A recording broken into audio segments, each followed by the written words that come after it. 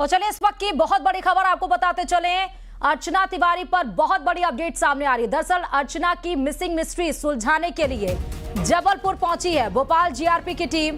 जबलपुर में ही रहती थी अर्चना की पुरानी रूममेट और अब पूरी मिस्ट्री सुलझाने के लिए भोपाल जीआरपी की टीम सीधे जबलपुर पहुंच चुकी है, क्योंकि रूममेट से पूछताछ की जाएगी और तब ये गुत्थी जो उलझी हुई है उसे सुलझाने की कोशिश की जाएगी।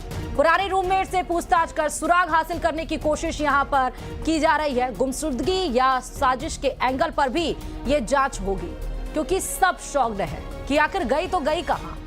ट्रेन से अचानक से लापता कैसे हो गई, किसी को कुछ नहीं पता। आगे पीछे के सीसीटीवी फुटेज खंगाले गए लेकिन कुछ अता पता नहीं। लेकिन अब रूममेट से जांचने के लिए पुलिस जा रही है, यानी कि भोपाल जीआरपी पुलिस, और सीधे गुमशुदगी है या ये साजिश का एंगल है, इस पर जांच अब की जाएगी।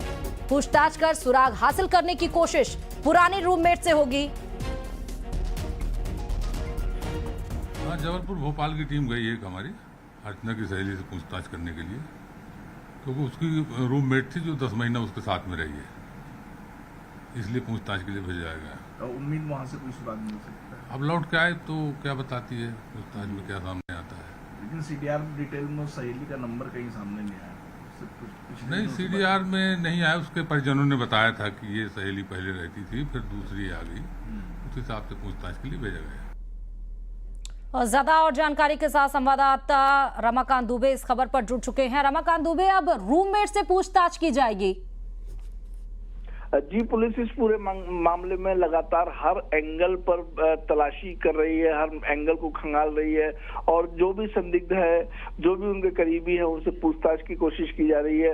इसी कड़ी में जो है परिवार की तरफ से बताया गया था कि अर्चना की जो रूममेट उसके साथ में 1 साल पहले रहती थी, उससे जो है कुछ बातचीत की गई हो कभी, तो उसकी संभावना को तलाशने के लिए पुलिस की एक जीआरपी की टीम जो है वो जबलपुर पहुंची है और कल जो है वो जबलपुर में अर्चना की जो पुरानी रूममेट है उससे पूछताछ की जाएगी।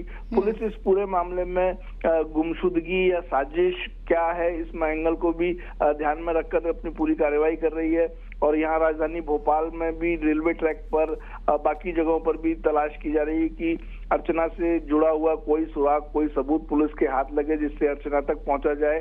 लगातार सभी कोशिशें की जा रही हैं और जीआरपी की जो टीम भोपाल से गई है वो जबलपुर पहुंच चुकी है और जबलपुर में कल अर्चना की जो पुरानी रूममेट थी उससे पूछताछ की जाएगी, ताकि कुछ नई बातें या कोई नए सुराग या कोई जानकारी जो उसके पास है वो सामने आ सके। जी ठीक है, बहुत शुक्रिया रमाकांत तमाम जानकारी देने के लिए।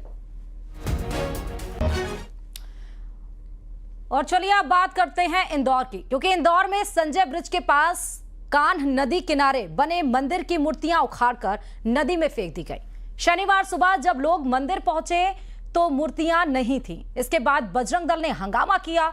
ढूंढने पर कुछ मूर्तियां नदी में मिली, जिसके बाद कोतवाली थाने पहुंचे बजरंग दल कार्यकर्ताओं ने एफआईआर दर्ज करने की मांग की। टीआई रविंद्र पराशर ने भरोसा दिलाया कि 1 हफ्ते में आरोपी पकड़ लिए जाएंगे। पुलिस ने मूर्तियां नदी में फेंके जाने का आवेदन लिया और जांच शुरू कर दी। बता दें कि लोगों ने मंदिर से मूर्तियां गायब होने की सूचना बजरंग दल को दी। इसके बाद पुलिस को सूचित किया गया। पुलिस भी मौके पर पहुंची और इस बीच लोगों ने नदी में मूर्तियों की सर्चिंग शुरू की। काफी देर बाद कुछ मूर्तियां मिली तो हिंदूवादियों ने आरोपियों को पकड़ने की बात पर हंगामा किया। ये सेंट्रल कोतवाली थाना क्षेत्र के संजय सेतु ब्रिज के पास में एक प्राचीन मंदिर है। असामाजिक तत्वों ने मंदिर की मूर्तियां उखाड़कर नाले में फेंक दी। हालांकि ये कान्ह नदी है, लेकिन लगातार गंदा पानी बहने की वजह से नाले में तब्दील हो चुका है। उसी मंदिर को असामाजिक तत्वों ने कुछ दिन पहले भी निशाना बनाया था, जब वहां पर अवशेष मिले थे और ये अवशेष जो बताए जा रहे हैं वो गौ वंश के थे। सवाल यही है कि आखिर ये लोग कौन है जो मांस के टुकड़े मंदिर में फेंक रहे हैं, तो दूसरी तरफ मंदिर की मूर्तियां उखाड़कर नाले में फेंक दी। सामाजिक सौहार्द बिगाड़ने का प्रयास असामाजिक तत्वों ने किया। अज्ञात लोगों के खिलाफ एफआईआर दर्ज हो चुकी है।